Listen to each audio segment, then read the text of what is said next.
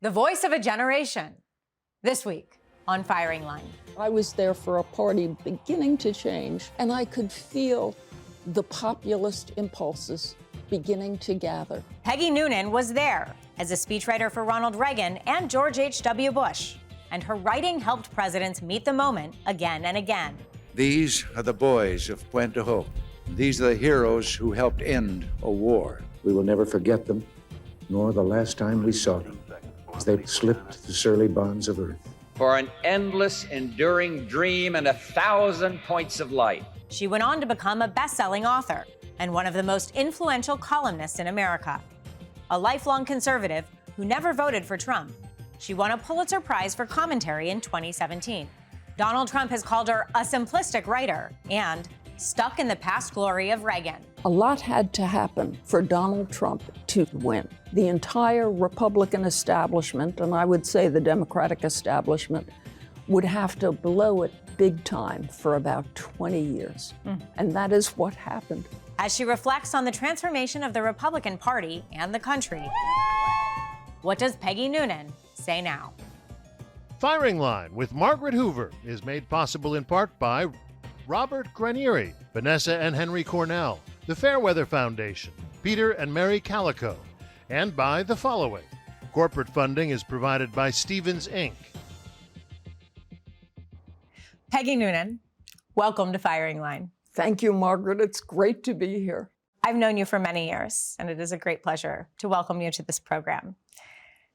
Your new book, A Certain Idea of America, is a compilation of 80 columns that you have written between 2016 and now. As we sit here, in the wake of a divisive election in which a twice impeached convicted felon, a man for whom you never voted, and even called for his removal from office after January 6th, has been democratically reelected. In this moment, what is your idea? What is my certain idea of America? What is your certain idea of America? The phrase "a certain idea of America" comes from the famous first sentence of Charles de Gaulle's war memoirs. All of my life, I've had a certain idea of France. And I remembered that when I read that translation, I thought, oh my gosh, that is true of me. All of my life, I feel I've had a certain idea of America, that it is new, that it is good, that it is great, that it is a startling and original thing in history, that it must be continued, that our proper generational attitude towards it is protectiveness. Receive it from the older folk, keep it in your hands, shine it up a little bit, hand it on safely to the next generation. And the pieces I picked for the book, I think, kind of reflect that general feeling and appreciation and affection. So how do you square the reelection of a man who you're very clear about doesn't uphold the same set of standards as any of the modern American conservative movement's forebearers in this moment? Well, I guess, I continue feeling mellow. Yeah. Perhaps surprisingly to others, almost surprisingly to me. My mellow feeling is this: if you believe in democracy, in this big, messy, inadequate system, which is still better than all the other messy, inadequate systems, if you believe in it, you believe in its outcomes, you must accept with as much grace as you can muster the outcomes that you did not want. Before you went into politics, you began your career as a writer at CBS News Radio, working with Dan Rather. Yes. And you described the newsroom in the mainstream media environment in 1980 on the night that Ronald Reagan was elected. Yes. And you describe a silence that overcame the newsroom that actually made me think of how newsrooms across America must have felt in 2016 and in 2024. Totally. Look, they're pretty similar. That night at CBS News in New York at the big broadcast center on West 57th Street, I was a young professional. But I notice I'm looking around at the other young professionals, all my age, in our 30s, late 20s, to early 40s, they were like in a shocked disapproval at this horrible thing that had happened to America. This movie star actor named Ronald Reagan had come along and, amazingly enough, been given the presidency by the crazy American people. And I was just, geez, I kind of like him. I think this is good news. But the thing I will never forget is that my level of people were upset, the producers, the anchors, the writers. But I would look up and see two people. One was the cameraman, regular working guys from Long Island and Jersey, and the secretaries who were working late to help the anchor, and they were happy. And I would give them a look and go like this. They'd give me the look. Okay, that's 1980. I am here to tell you that, of course, that same dynamic kicked in on election night 2016. It is a class division that was starting with the Reagan Democrats back in the 70s and 80s. That has continued and become more so. Yeah. You criticized the mainstream media for losing its head, that's a direct quote, during Donald Trump's first term. What advice do you have for the press heading into Donald Trump's second term?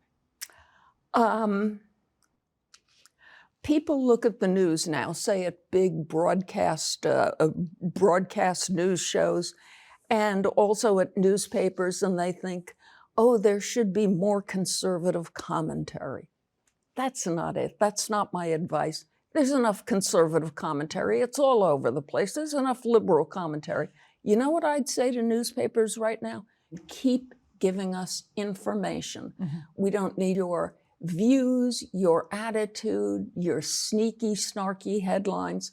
Newspapers and broadcast news, they've become lazy about reporting the news. Young reporters aged, say, 23 to 40, think that their job is thinking aloud about our culture and news things that happen and our ideology. They're not such good reporters. Become reporters again. Dig. New York Times, Wall Street Journal, put 6 people on a story that may take a year to report, but it's a life-changing story. So my advice for the news would be, why don't you take your energy and brilliance and find the news? You started in the news, but you went on to write some of Ronald Reagan's most poignant and memorable speeches. Challenger now heading downrange. When the space shuttle, the Challenger, exploded in 1986. You have a story about how when Ronald Reagan delivered the final line of the speech that you wrote, which, by the way, you mentioned was not heavily staffed or edited because it was rushed to the president. It's what saved it. It's what saves anything. Don't have 1,000 spoons in the fondue pot, just have 1 or 2. We will never forget them, nor the last time we saw them this morning, as they prepared for their journey and waved goodbye and slipped the surly bonds of earth to touch the face of God. Thank you. How does a speech like that reflect your idea of the role of a president in a moment of national crisis? I was quite aware that the country was rattled and saddened. I was aware that everybody had watched the trauma at the same moment. When John F. Kennedy was shot, most of us didn't see the tape until days, the Zapruder film for weeks. We all watched the Challenger explode together, and our kids were watching it at school. So I thought, the president simply must address what his nation has just experienced. And he must address it as he is, which is a leader who knows, first of all, be truthful. Don't shade this in any way. We just saw a disaster. But the disaster had meaning. The disaster has repercussions. He will address them. That is what a real leader does. After the Republican National Convention, you observed that the Republican Party that we have today is an explicitly Trumpian party. It has come a very long way I would say it's fallen a long way. That's my editorialization, not yours, from Ronald Reagan. How do you think and understand the party's transformation? A lot had to happen for Donald Trump to stand up, gain purchase, move forward, and win. What had to happen? The entire Republican establishment, and I would say the Democratic establishment, would have to blow it big time for about 20 years. And that is what happened. That is the launching pad of Donald Trump. We had two big, long, unwon wars that were the biggest foreign policy mistake in America since Vietnam, which was a horror. And the Republican Party somehow never even got around to admitting it. We had a 2008 economic crash. One of the things you hire Republicans for is to understand money, understand what's going on Wall Street, keep their little eagle eyes on those traders. The entire economy just blows up. A bunch of fraudsters are kiting the American economy, and the Republicans in power didn't notice. So the Republican establishment had to die. Through harikari, it killed itself. Then it was extremely indignant when an opportunist named Donald Trump said, "You are yesterday, you are a failure." They were so surprised to be told that, and they were so surprised that he won. They were so surprised when he said, "We didn't need those wars." They were so surprised when he said, 2008 was your fault. Why were they so surprised? Margaret, my own political views, I guess, are a little more poignant in that I felt what Donald Trump felt and had been writing it for some time about the Republican establishment. My politics, as I've grown older, has become more populist. I relaxed about government spending. I thought America's in trouble. I would rather we spend too much than we ignore people in the Midwest who are on these terrible drugs and seem to be giving up on life. So I was politically more and more where Trump was, while looking at Trump and thinking, I've known him 40 years as a figure in New York. He's not a serious man. This is not a man of substance, thoughtfulness, and depth. He says things that no American president should ever say. I think he's nuts. So I'm not going to support him. But yeah, his issues, they're my issues. Especially, by the way, when I talked about the Republican establishment committing harikari, refusing to control the American border for 20 years. That's a form of harikari too. Donald Trump looked at it and thought, are you insane, you people? So that's where he came from. But my own feelings are mixed and, for me, poignant. You say at one point that moving lives move you. And many of the columns in the book are about lives that have moved you. Historical figures, contemporary cultural icons like Taylor Swift. But one recurring character is Margaret Chase Smith. Who is the first Republican female senator from the state of Maine. And the first Republican to speak out against Joe McCarthy. Amidst. Isn't that funny? The only Republican senator, and she was the only one who stood up to that bad man. You wrote, this kind of courage is the kind of courage, I'm paraphrasing, and not as beautifully as you, that we would like to see now against the backdrop of a lie about our elections. And it was a more subtle criticism, it seemed to me, of Donald Trump in 2020 not accepting the election results, but without bamming him on the nose, right? It used I achieved subtlety. I picked my columns that I wanted to give another chance, and I realized there was a theme to those I wanted to give another life to, and it was that we need to remember, as we self-criticize and beat ourselves up, as we take another look at our history, try to remember the great ones who lived difficult, arduous lives, but who produced wonder, who did fabulous things in politics, in art. I just think it's an important thing for us now to hold on to a certain amount of wonder and awe about what wonderful people can do, like Billy Graham, Tom Wolfe, all these people. So, and I just realized also the thing that has given me most pleasure in my long career is giving honest, fact-based praise of human beings. There are a lot of journalists who would prefer to be honest, fact-based, and critical. And that has its place.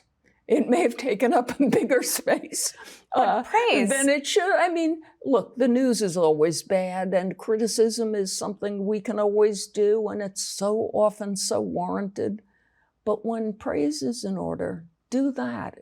It's rarer and more helpful in some way. You know, I sort of go through life thinking, no matter who you are, you're trying to keep up your morale. Everybody's trying to keep up their morale.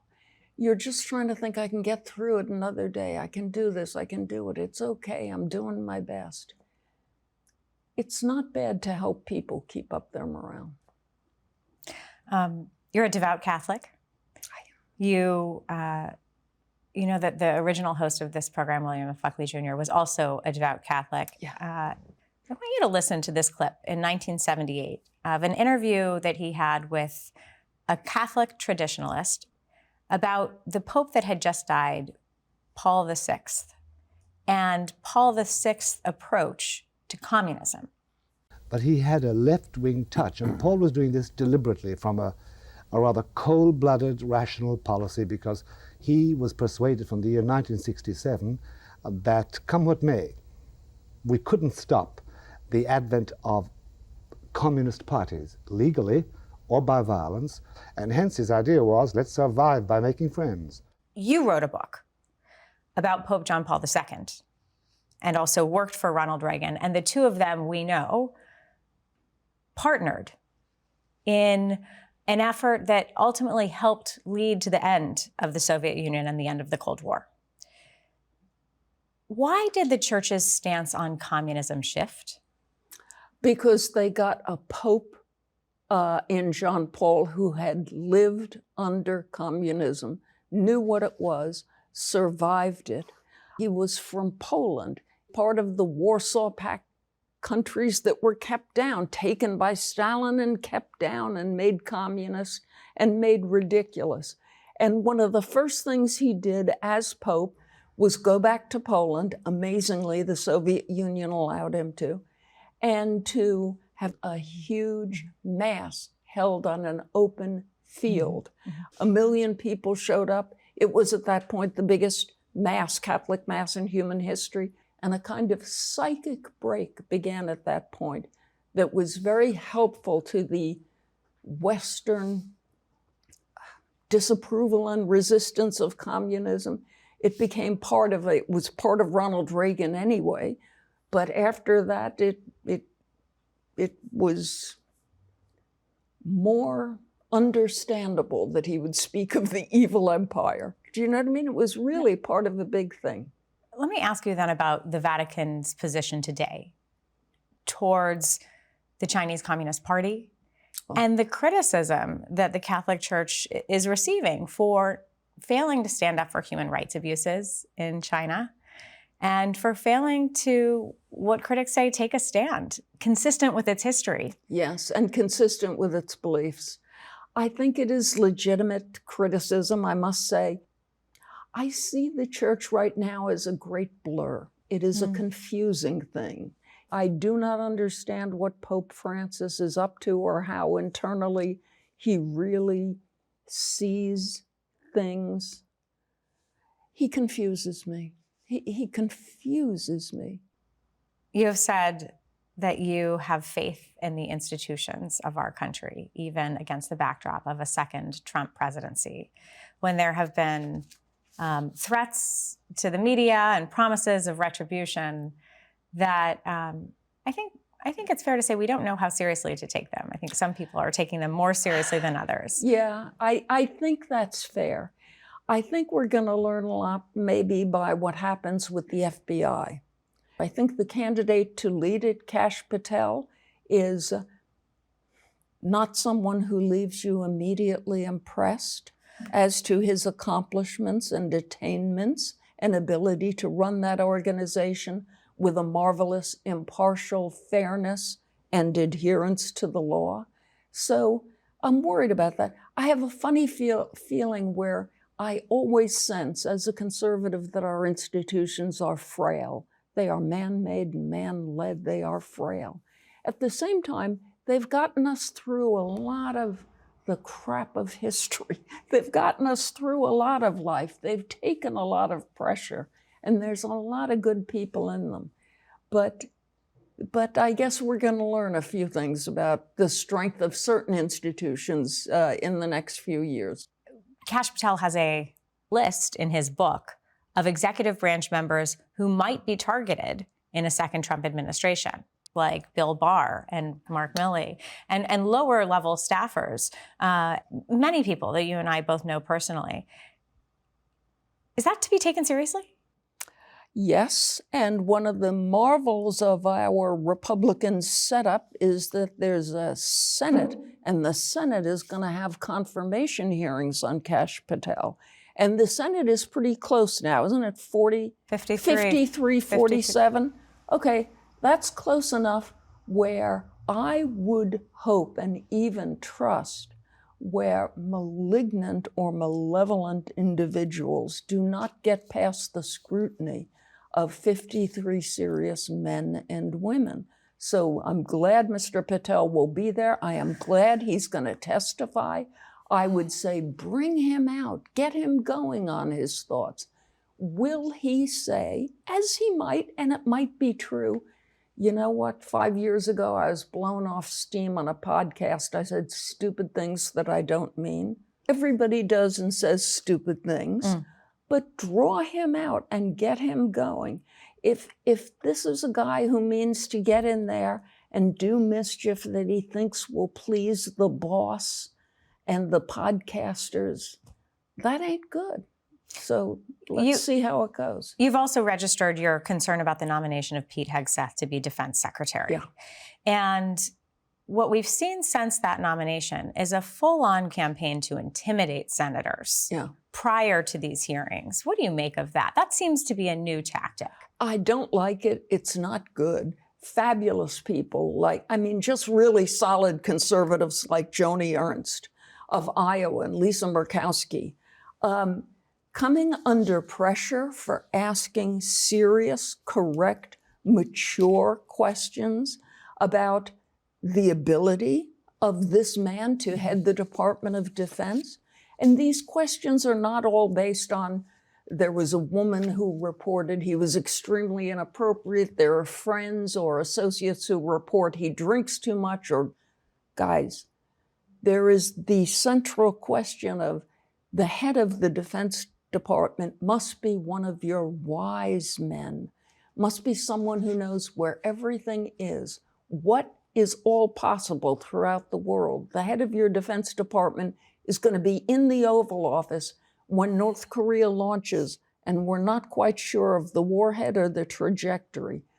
This must be a person of depthful experience, depthful knowledge of history on a George C. Marshall, former Defense Secretary, Robert Gates, former Defense Secretary, Frank Carlucci level. Big, smart people. Pete Hegseth is a young man, has never worked in such an organization as defense. He's a culture warrior. That's good. The world needs culture warriors. He's a morning TV host. I'm glad. The world needs them too. Is that person right for that job? Again, I'm so glad our Republicans set up the Senate will sit down, ask him every question. I'm sure he'll have been speed reading Thucydides and we'll have quotes. Do you know what I mean? But you better be serious about this, senators. You better make sure he's the right one for this job. He doesn't have to be. And if you decide he is not, very good. Withstand the pressure, make your decision, make your vote. These are life and death questions for the country. They're not just, gee, Trump put up 6 appointments and they're the bad ones. He had 6 good ones, 6 bad ones. How many can I reject without getting in trouble? That's not the question. The question is, what will be safe for America? How much confidence do you have in the Senate's constitutional responsibility to advise and consent and to actually serve as a check against the executive branch, even if it's the same party? You know, I don't know if they will, but they'd better. Yeah. If they do not, they will regret it. Peggy Noonan, the book is A Certain Idea of America. Thank you for joining me on Firing Line. Margaret, it was the best interview. Thank you very much. Firing Line with Margaret Hoover is made possible in part by Robert Granieri, Vanessa and Henry Cornell, the Fairweather Foundation, Peter and Mary Calico, and by the following. Corporate funding is provided by Stevens, Inc.